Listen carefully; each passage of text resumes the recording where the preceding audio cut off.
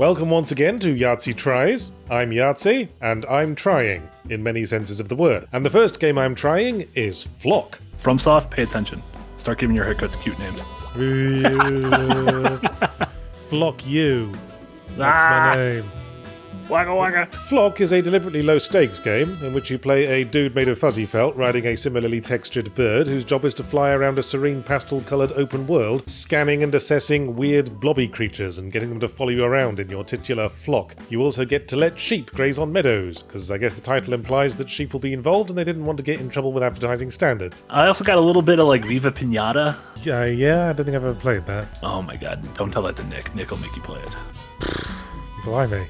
This is a bit involved. I was expecting a cozy game. Floppy proboscis, sack-like body.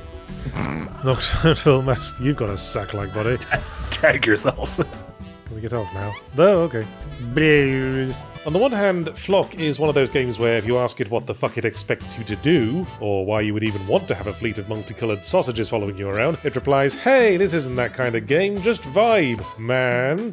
Boy, just call me the Steve Irwin of CalArts. Crikey! I've been penetrated through the head by a stingray stinger. Whoa, that's gonna make me bleed out and die. Hold the phone, I found some Twinkies. I can barely read this text, how are you reading it? I'm doing big squinties. But on the other hand, in the hour that I played, I was beset the whole way through by petty-ass tutorials, including one instructing me to perch on a tree, stay there for a few seconds, and then unperch from it. And there is a core challenge here. You're expected to find all the animals for the collection, and the little question and answer session in which you deduce the species of each animal was veering on an engaging gameplay mechanic. Looks like a chicken nugget wearing a vest. Chicken nugget going to a job interview? Yeah. They're gonna take our giant testicles. There's little raccoon bees. Yes, you can tell because they're wearing Hamburglar outfits. Ooh, what game does text and font the best? Can we talk about Persona? I didn't bring it up on purpose. So I wasn't really vibing with Flock's intentions. The interface and text makes the game look like a pamphlet on public transport safety, and there were a lot of things in the environment that looked distractingly like male genitalia, neither of which are things I associate with relaxing, cozy experiences. Alright, just gonna yank on this big willy. Now I can hold 8 people who don't fucking do anything. Yay! Yay! Oh, no! Okay, that is clearly a topiary penis.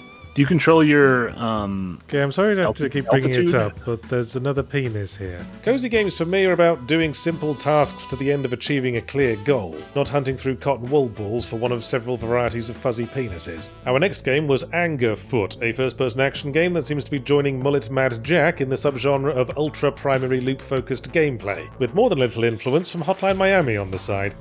Everyone group up at the door, thank you. Well, now I see why he's called Angerfoot. The Crime Minister. Okay, I like that pun. Hey! I was thinking, there's that. Pull your trousers up, you foul man. Certainly is a game that would have a decent shot at earning the title of Devolver Digital The Game. It's all the usual hallmarks: fast-paced, ultra-violent gameplay loop, stylized art with bright colours including, yes, magenta, punky nihilistic theming, music that feels like it's trying to use my eardrums to beat my brain to death. If it had only been pixel art, it would have gone straight to the top of the running. Ow! Ow! Give me that. Now they're doing happy dances at my pain. Whee! I'm done with you.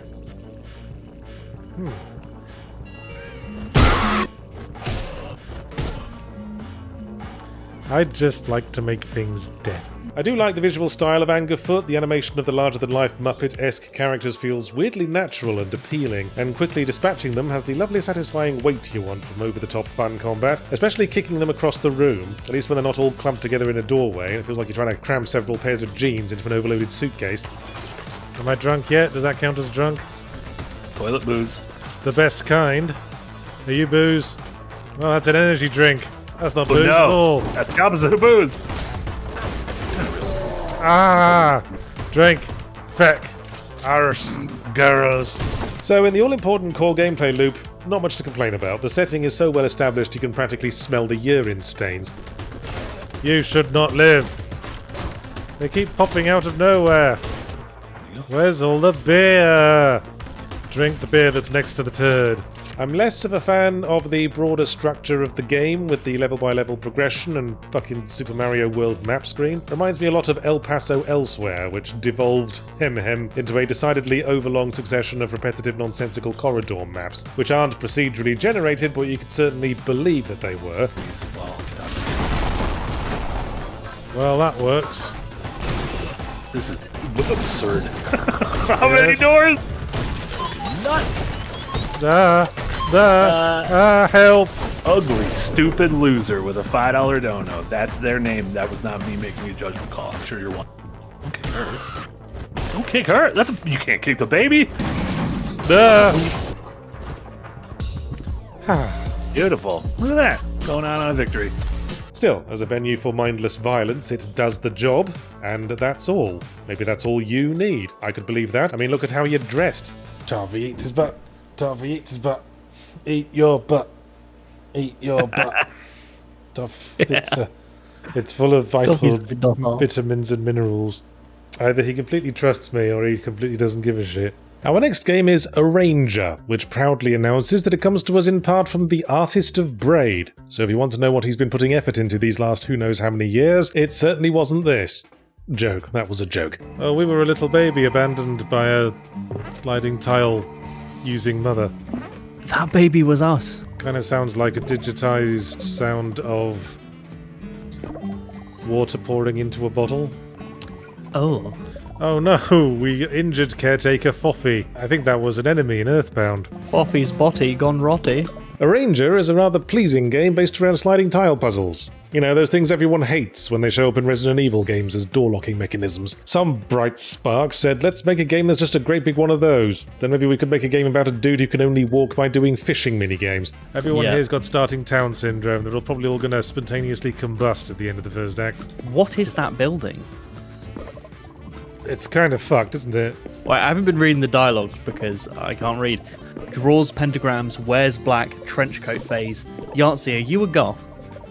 No, I'm a writer. Again, I joke. Arranger's quite a charming game with nice visuals and relatable story that doesn't shy away from incorporating the bizarre gameplay physics into a sort of ugly duckling narrative about a young girl being shunned for her weird movement mechanics. Although the horrifying Lovecraftian geometry required to make it work is probably not best dwelt upon. It's a mallard. Holy shit, honk indeed. Cripes. Premium cripe. Stuffed with crime and strawberries. It's 2 turds on a piece of paper. Thanks, asshole. I love it when a game has a story that cannot be adapted to any other medium. Yes, I say, this can only belong to the gamers forever. Piss off, Netflix. Just rest assured that if we were ever in that situation, Yahtzee, I wouldn't tile walk a sword into you, because I know you're harmless. And that will be your last mistake. Nice.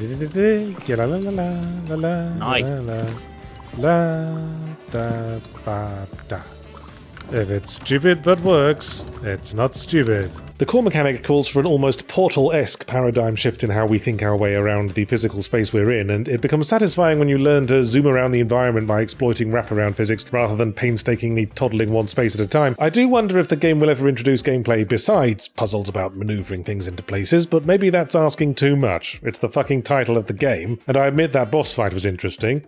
Yeah, go push that fucking paper. Yes! Hi everyone! Thanks for throwing me that going away party. I'm back now. Hey, I'm stealing your cat. Bye, cat. Hope you don't starve. You like to see my deep-fried Mars bar? But I'd say the game was starting to lose its footing once I got out of the starting village, partly because of the vagueness of my objective at that point, partly the background art wasn't doing it for me. The collage style felt less like a magical world of discovery unfolding before me and more like I was leafing through an inexpertly assembled scrapbook. I've told the story before of the girl I dated briefly who was from Birmingham, and then, not to get explicit, but we got to the bedroom stage and I just couldn't take her accent seriously. Hello, I'm from Birmingham and I'd really like your hot penis inside me. Would you like to see my tits? No, I wouldn't. Our final game is Valley Peaks, another entry into the ever-expanding sphere of indie cozy games, this one taking a leaf out of the A Short Hike playbook. That is some 150 FOV energy.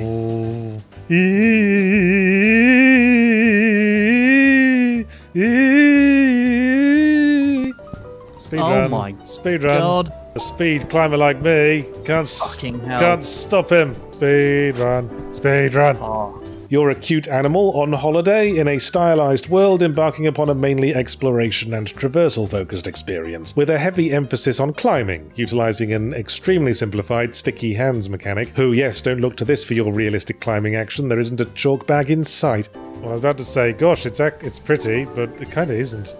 He's like, I'm safe up here. No one can get up here. Oh, fuck. This shouldn't have been a cozy game. This should have been a horror game. Have you like...